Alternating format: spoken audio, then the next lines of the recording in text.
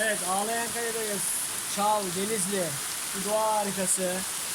Şelalenin huzurla kendisini bıraktığı bir yerdeyiz.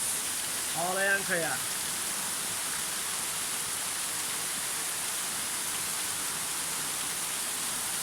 Suyun sesi ve tadı harika.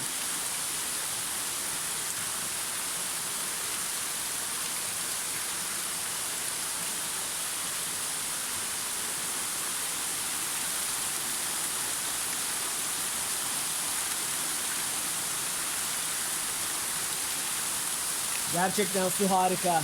Müthiş. Denizli'ye sadece 55 dakika uzaklıkta. Denizli merkeze.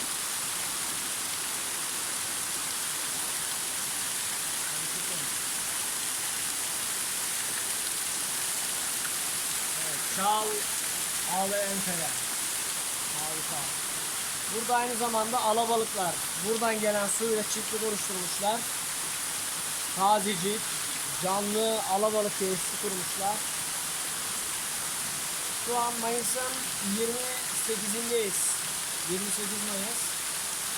Hava Denizli merkezde 36-37 derece. Burada 25-27 derece arasında insanı rahatsız etmeyen bir havası var. Muhteşem bir hava. İnsanı rahatsız etmeyen bir esinti. Gerçekten harika bir yer.